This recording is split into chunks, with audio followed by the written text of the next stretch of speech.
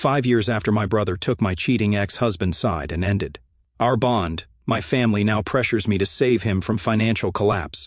Hi, I'm a 36-year-old woman who got divorced from Martin, my ex-husband, a 34-year-old man, 5 years ago. We had been together for almost 6 years and married for 2 before we separated. The reason behind our divorce was his infidelity. He confessed to me that he had been having an affair with a coworker for a couple of months, right after our 2-year anniversary, and that was it for me. He had said that he wanted to give our marriage another chance, and came clean to me so that we could make it work, but after I found out that he had been cheating, there was no turning back. He moved out because I asked him to, and we got the divorce, where I got the house, and he got a second wife. As soon as the divorce was finalized, he married the coworker he had been having an affair with, a couple of weeks after our divorce came through. Then the 2 of them moved away to Philadelphia.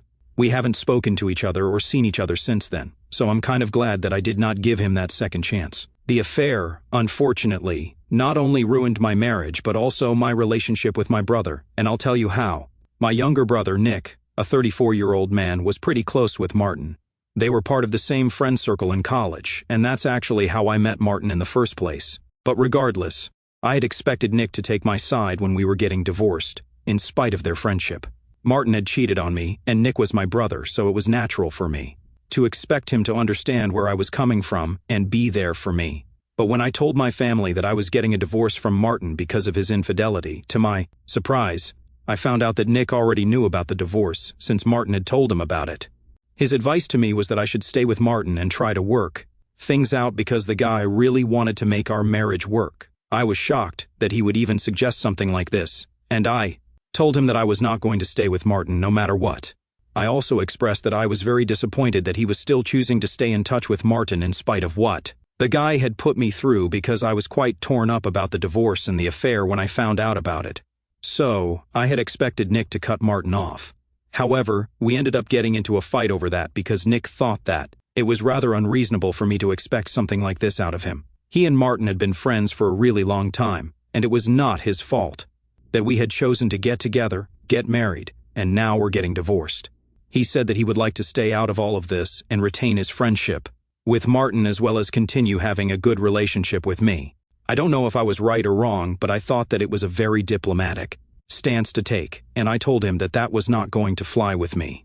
I made it very clear to him at the time that he could either pick Martin and continue to be in touch with him, or he could have a relationship with me, his sister. I had obviously expected him to pick me because he and I had been very close growing up, so I was not okay with my brother having any sort of contact with my ex-husband, and I made that very clear to him. To my surprise, he ended up choosing to remain friends with Martin and said that I was being unreasonable. He said that I was being petty and immature, and so he thought that it was better for him to stay around people who actually valued him, and were not going to make him choose between people who were both special to him just to flatter their ego, like I was apparently doing. I was very disappointed when that happened, and since then, I also had no contact with Nick because he really let me down then. He even attended Martin's second marriage with his affair partner, which was the final nail in the coffin.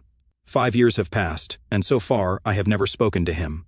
Our parents have tried their best to get us to reconcile, but both of us are pretty clear on where we stand. I do visit my parents on the holidays, and he does as well. We do see each other at other family events like weddings and stuff, but we never speak to each other. I don't even have anything to say to him. I keep hearing from my parents about the important things that go on in his life, the milestones and whatnot. So I know that a couple of years ago, he started his new graphic design business. Until then, he had been a freelancer and had been doing pretty well for himself. So he decided to start his own business with a couple of his other buddies.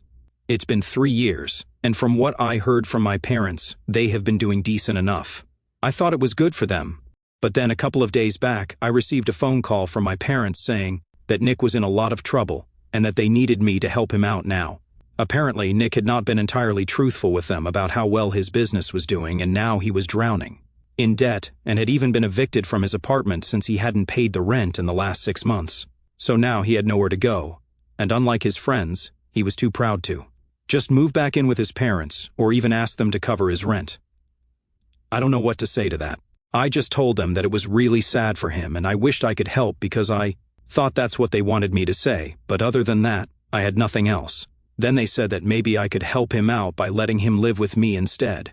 As of now, he has no apartment and has been staying with his girlfriend, but she lives with a roommate, so he can't live with them for longer than a couple of weeks. And 1 week has already passed.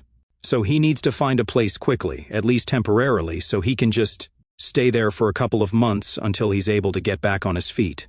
Apparently, they had offered to let him stay with them, but he had refused, saying that he was not going to move back in with his parents after living apart from them. For so long, they also offered to give him money so he could survive on his own, but he had refused that as well, so now they were reaching out to me to help him out. I made it very clear to them that I was not going to reach out to him since we hadn't spoken in 5 years. Not only would it be awkward, but it was also something that I wasn't interested in doing. I had enough on my plate already. I don't feel the need to take on somebody else's problems as well. They insisted that I was the only person who could talk to him and make sense and maybe take my help if I offered it because he and I used to be really close. So I reminded them that we used to be close, but we're not exactly on speaking terms anymore. I tried to explain to them that if he had refused to take help from them, it was very unlikely that he would accept it from me. But my parents were just not ready to hear me out and kept insisting that I should reach out to him and offer him my help. Ultimately, I had to be very firm, and I told them that I was not going to talk to him, and that was my final decision. Then they started getting all whiny and manipulative on the call and said that I was being very selfish and that I needed to think about my brother instead of being egoistic. Apparently, according to them, my ego had already ruined our relationship once, and I was about to let it happen again by not even bothering to talk to him when he was at his lowest. They think that talking to him would make a lot of difference because when we used to be on good terms, he used to idolize me. I could tell that they were trying to manipulate me emotionally, but I'm afraid that it didn't work. Am I the asshole for not reaching out to my brother and offering him my help? Update 1. Okay, so I thought about it and decided against reaching out to my brother. I did some thinking, spoke to a couple of friends, read the comments on my post, and everybody was of the same opinion that what my brother had done in the past was incredibly wrong and disrespectful. So I did not owe it to him to reach out and help him out when he hadn't even asked for it. If he contacts me first and asks me to help him out, that's going to be a different conversation, but just because my parents believe that I should reach out to him by myself doesn't mean that I have to do it. It's been 4 days since I last spoke to them, and this morning I called them up to let them know about my decision. Every single day since I put up my original post here, they had been calling and texting me to ask if I had spoken to Nick yet or not. Today, I finally had to tell them to back off because I was not going to do what they had asked me to. When I said that, they got all manipulative and tried to tell me that I was the only person who could solve this. So I made it very clear to them that I didn't care if I was the only person. It was not my problem to deal with, and I was not going to involve myself in this unnecessarily. Then my parents said that it was a problem Nick was dealing with, and since he was my brother, it was my problem as well. Apparently, they believe that since we are family, we should all treat each other's problems like our own issues and deal with them accordingly. It's interesting how they said that to me, but they did not have the same opinion back. When Nick and I were fighting over what to do with the whole Martin situation, by their logic, if Martin had cheated on me and was causing havoc in my life, Nick should have immediately cut Martin off because it should have been his problem as well. So it doesn't make sense for them to apply these newfound morals to me but not to him. I even brought these things up with them to ask why they did not have the same opinion when I was going through something, and they had no answer for that. So instead, they said that I was twisting their words and that I was just looking for an excuse not to help my brother out, and it was extremely selfish and disgraceful. That's when they did not have anything for themselves or Nick and were just trying to make me look like the bad guy. So I told them that I was fine with doing selfish and disgraceful things, but for now I had made up my mind, and I told them to stop bothering me. I thought that it would be the end of the conversation and I was about to hang up as well, but then my mother said something that really pissed me off. She said that she had always known that I had a massive ego, and that was probably a failing in their own parenting skills.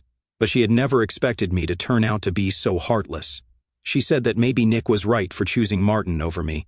Everybody knows that that's my sore spot, and I really don't like people bringing that up, so I knew that she had chosen to bring it up on purpose because she wanted to hurt me by what she said, and she had succeeded.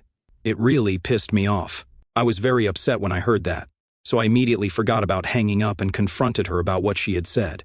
I literally yelled at her because I had lost my temper and said that she had no right to say things like that when she knew very well that what had happened with Martin and Nick was not right. There was just no justification for it. She tried to defend herself by saying that she knew that what Nick had done back then was wrong, but judging by the way I was acting now, she was forced to think that maybe it was the right choice to make in the long run.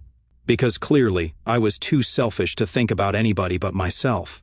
It was so frustrating to even have that conversation with her because they were so blind and idiotic.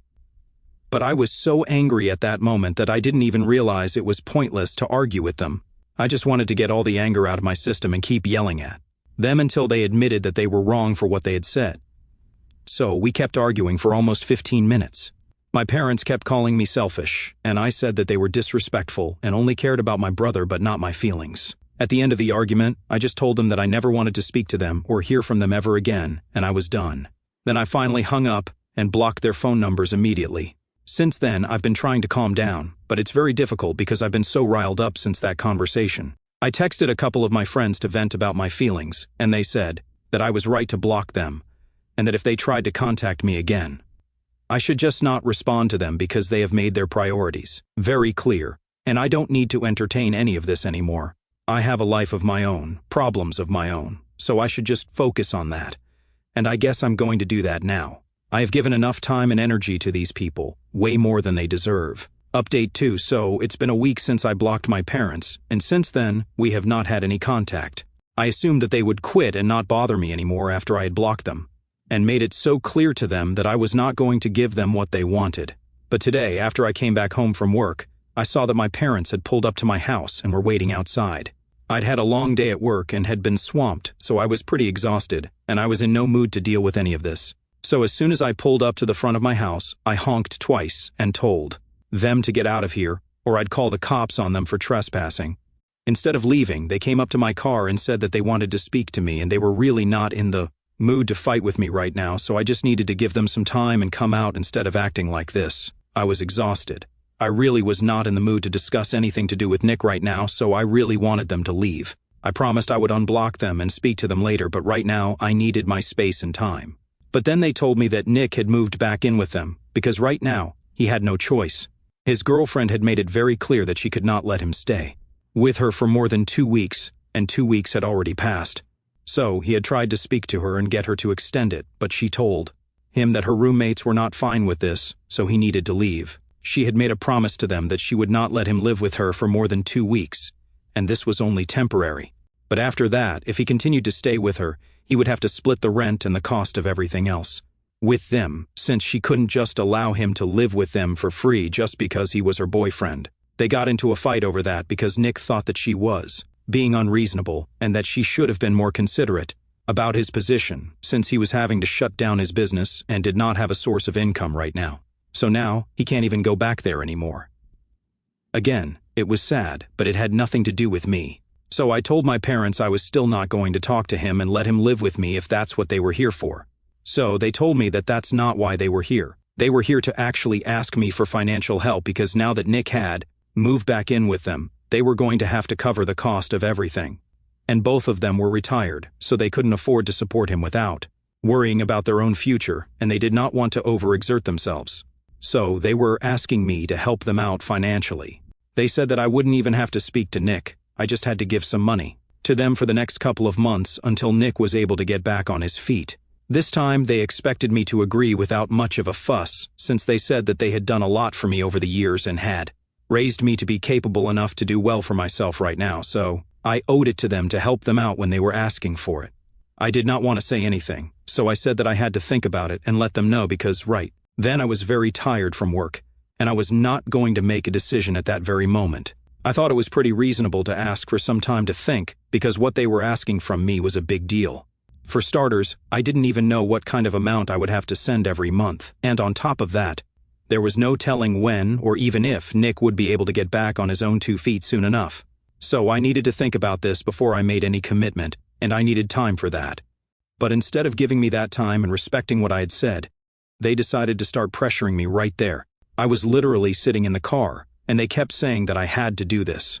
I owed it to them, and stuff, and that was pissing me off more and more. So I got out of my car and told them that I had had enough of their BS, and they had to clear out, or I would really call the cops. They thought that I was bluffing, and said that they knew I was not going to do anything of the sort.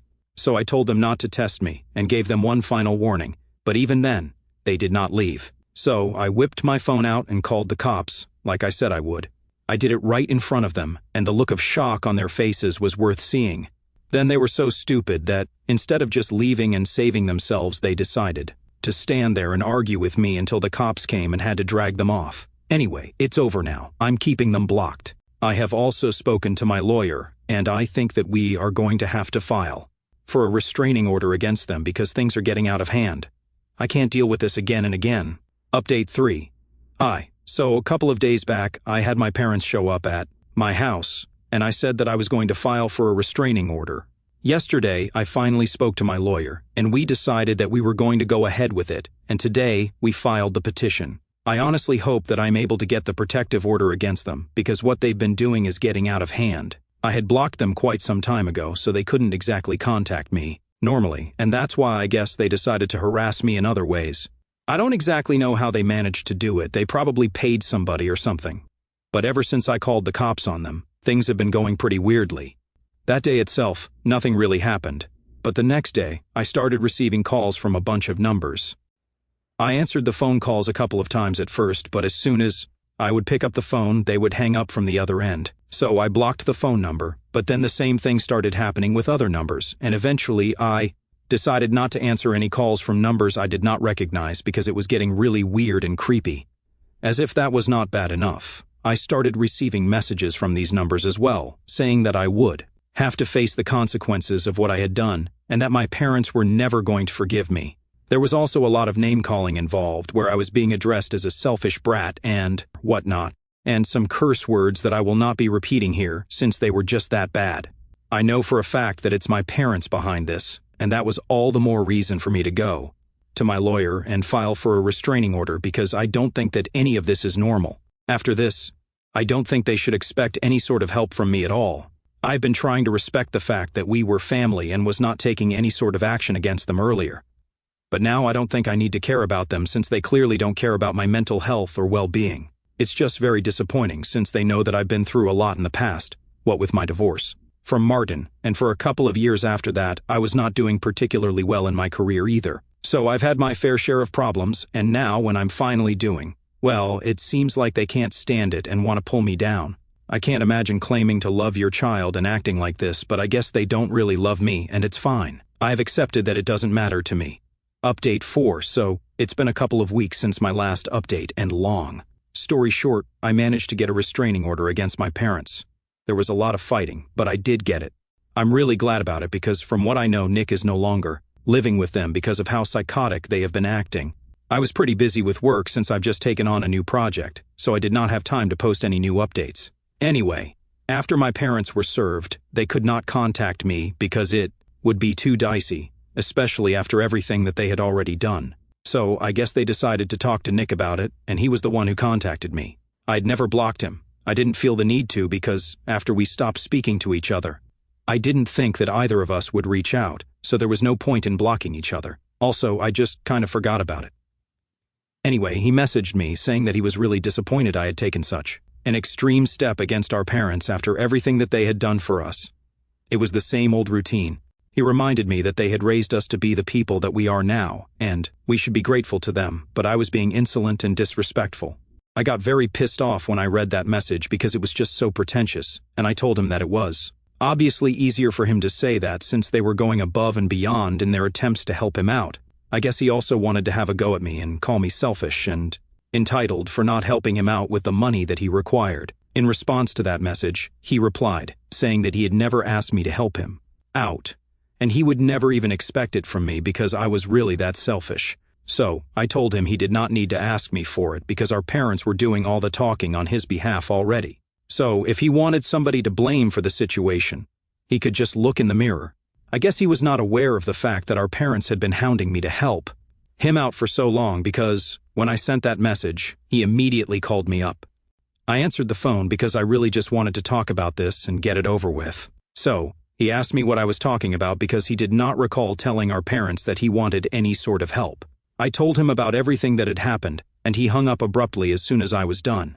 I sort of knew that Nick probably wouldn't have known how our parents had been hounding me and disturbing me all this while, so I decided to bring it up with him on purpose. After that, I did not hear back from him, but I heard from other people in the family that, apparently, Nick had moved out of the house and was now living with a friend of his instead of his parents because he had realized that our parents had been asking me to help them with money so they could help him out.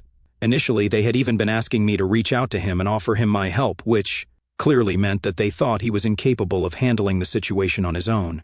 Apparently, he believed that this was an attack on him and his capabilities, and so they got into a really nasty fight. How exactly did my relatives find out about this? Obviously, my parents were the ones who had been crying about how I had not only ruined my relationship with everybody around me, but now I had gone out of my way to speak out of turn and managed to brainwash my brother against them as well.